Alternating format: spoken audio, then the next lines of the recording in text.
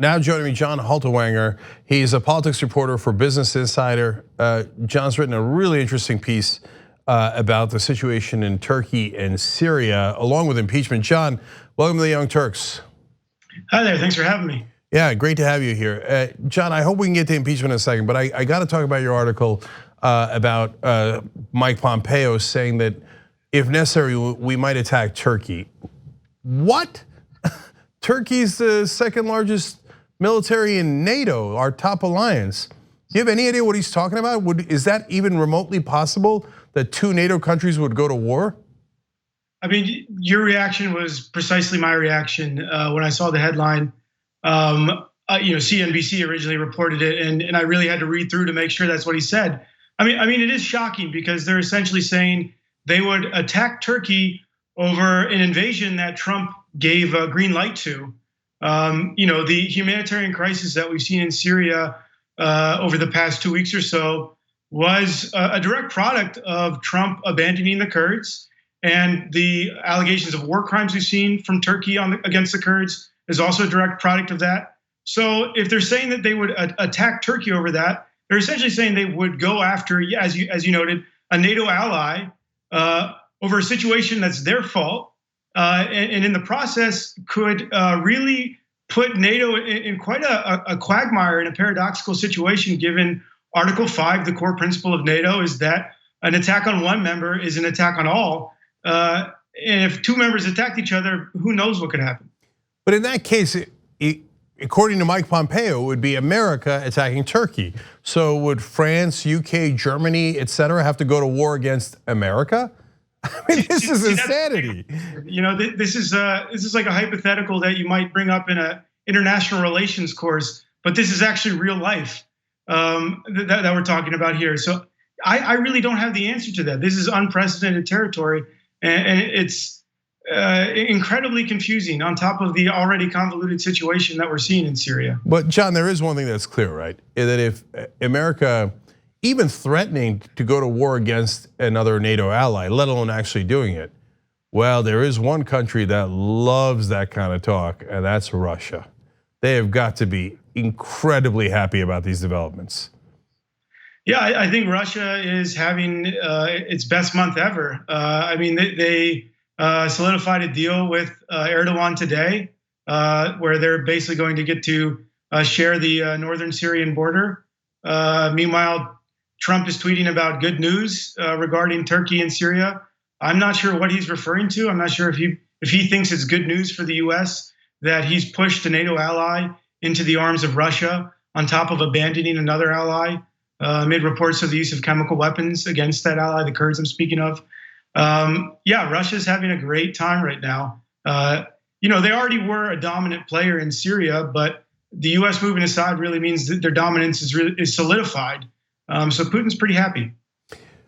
So I want to get back to the NATO alliance in a second, but what happens to the actual citizens living in that so-called safe zone? I mean, quite ironic title there. So I get that the Kurdish fighters have left and the Turks are now occupying it, apparently now with some degree of occupation from the Russians. But do you know what's happened to the citizens there? That's a really good question. I've been speaking to sources on the ground, trying to get a sense of that. Of course, I just alluded to the reports of chemical weapon use.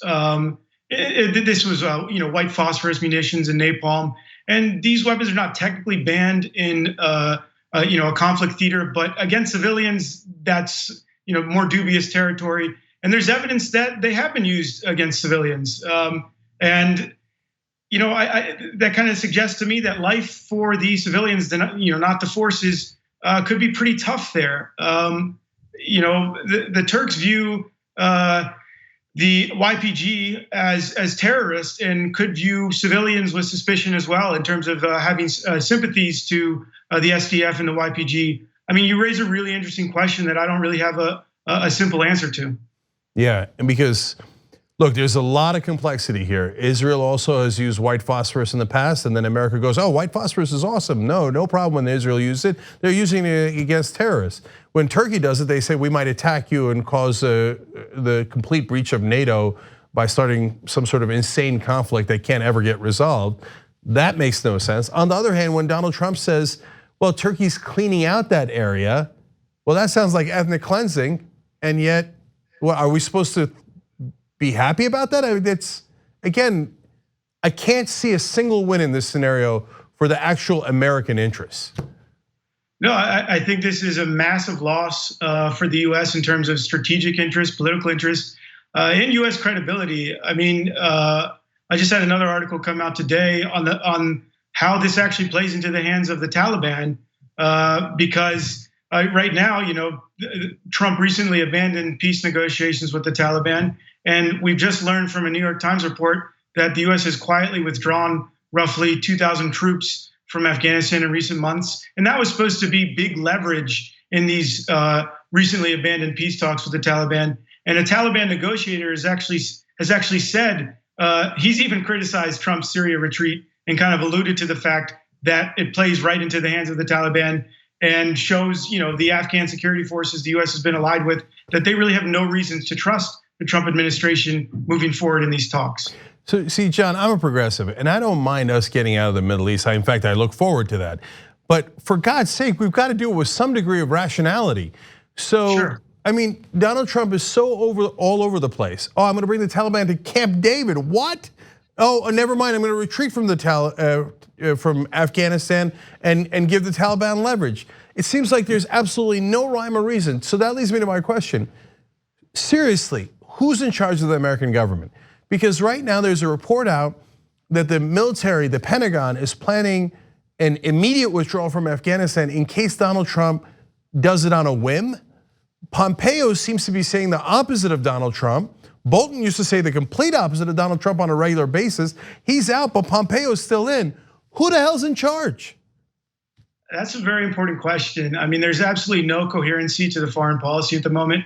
And I think you alluded to something that's on a lot of people's minds, which is that these endless wars, as Trump refers to them, have not been very positive for the US or for the world. And there's a lot of reason to want to get the US out of the Middle East and out of these quagmires. But I spoke with Senator Chris Murphy of Connecticut about this last week, and he essentially said to me, there's nothing wrong with having a plan to withdraw from Syria. The problem is doing it without any plan whatsoever, and that's more or less what we're witnessing. Totally. Now let's talk about two different hostages that are being held in these different scenarios. One is our soldiers, because we're not getting out of the endless wars. In fact, Donald Trump just brought in 1,800 new American forces into Saudi Arabia to protect the oil fields. But John, since Iran cannot possibly do a land invasion of Saudi Arabia, the only thing that the US soldiers could possibly do in quote unquote protecting the oil fields is to serve as human shields.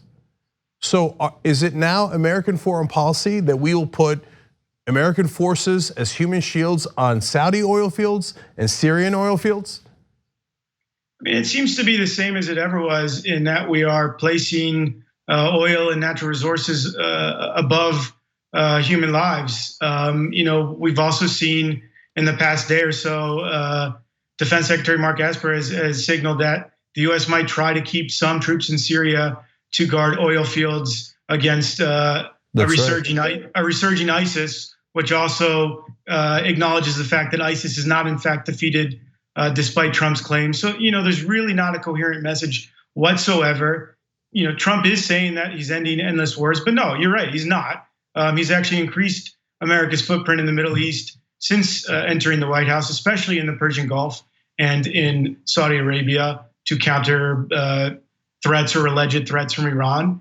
And sure, as you said, I mean, this really, what does the US gain from this? We abandoned the Kurds, an ally that bore the brunt of the campaign against ISIS, losing 11,000 fighters in the process at least. But we're willing to put US lives at risk for Saudi Arabia, which arguably isn't even really an ally of the US, which is currently led by a very dubious leader, Mohammed bin Salman, who we know from multiple reports ordered the killing of Jamal Khashoggi. It's all very baffling. Yeah, and again, guys, he has increased the troops in the Middle East, not decreased them. He's just moved them from protecting human beings to protecting oil fields. And the only way they're protecting those oil fields is by being human targets or human shields there, saying to other countries, you better not attack those fields because then you'll kill our soldiers and we'll attack you. That is not the proper way to use our troops. It's insane. Now, speaking of things that are improper, I actually did not know this until I read your story, John. Apparently, Donald Trump accidentally admitted that we have 50 nuclear weapons in Turkey. Yes, so he broke protocol. I mean, this was something that I believe was, well known and documented, but it's against U.S. policy to admit the location of nuclear weapons, and Trump alluded to this, which again, in the series of incredible headlines we've had over the past 2 weeks, it's pretty astonishing. Yeah, look, one last impossible question. If America and Turkey were to get into a military conflict, what happens to the American military base in Turkey with 50 nukes in it? Again, that's an impossible question and a huge concern. I mean, that was actually when the news broke about what Pompeo said yesterday. Our military and defense editor, he turned to me and he said, we would attack a country where we have nukes. It would be completely counterintuitive. And Erdogan has actually signaled in recent days that he would like to be a nuclear power. So this is all very complicated and confusing and concerning. The implications of the U.S. attacking Turkey are just so utterly complex. It's hard. We've touched on some of it, but if we really wanted to touch on all of it, we'd probably need a few more hours. Yeah, well, luckily there is a guy who is a nuanced, sophisticated thinker in the White House who could sort all this out. Yes. God help us all, man. We've got a madman sitting on top of the world and on top of all these nukes and on top of all these military conflicts, and he has no earthly idea what he's doing. Very stable genius. Very stable genius. Yeah, that's right. All right, everybody check out John's writing on businessinsider.com. Also, some great articles about impeachment as well. John, thanks so much for joining us on the Young Turks. Appreciate it. Thanks for having me. Thanks for watching the Young Turks. Really appreciate it. Another way to show support is through YouTube memberships. You'll get to interact with us more. There's live chat emojis, badges. You've got emojis of me, Anna, John, JR. So those are super fun. But you also get playback of our exclusive member-only shows and specials right after they air. So all of that, all you gotta do is click that join button right underneath the video. Thank you.